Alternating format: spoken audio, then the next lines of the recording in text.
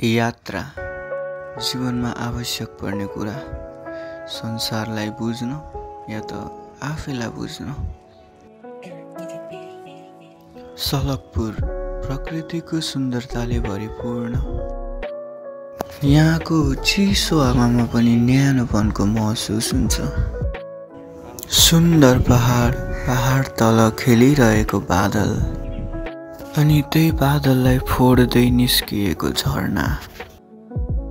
यस्तो दृश्यले मेरो मन सन्तुष्ट त हुन्छ, तर सन्तुष्ट केवल क्षणभरलाई भए पनि याद भने जीवनभरलाई रहन्छ। यसै कारण यात्रा भनेको यादहरूको माला हो। यसमा कुनै कुनै यात्राहरू जीवनभरलाई अविस्मरणीय पनि हुन्छन्। हामी घरतर्फ जाँदैछौँ। घरतर्फ भन्दा नि यहाँ एउटा ठाउँ छोडेर अर्को तर्फ जाँदैछौँ। एभ्रिवान से हाई। हाई। र यात्राको क्रममा भेटिने मानिसहरू यति अर्थपूर्ण हुन्छन् कि सबैको कहानी अलग भए पनि पात्रको भोगाई एउटै जस्तो लाग्छ।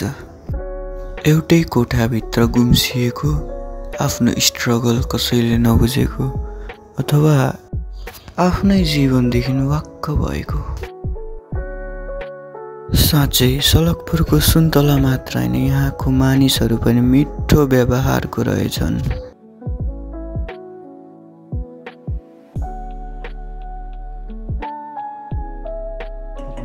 र प्रकृतिको सुन्दरताको वर्णन मलाई जति गरे पनि कम्ती नै भए जस्तो लाग्छ।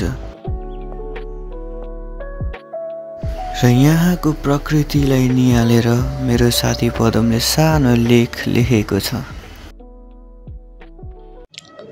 म यसरी हराएको छु यो प्रकृतिमा, जसरी हराउँछन् नयाँ सहरमा मानिसहरू। कसरी व्यक्त गरौँ यो बादलसँगै आएको चिसो बतासको, जसले निरन्तर मेरो मनलाई स्पर्श गरिरहेको छ।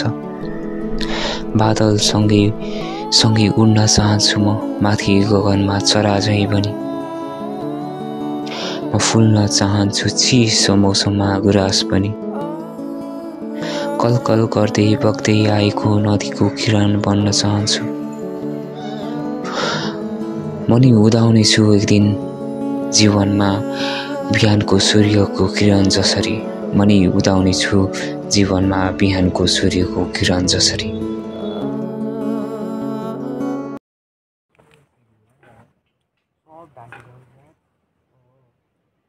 तलबाट माथि हेर्दा त बादलै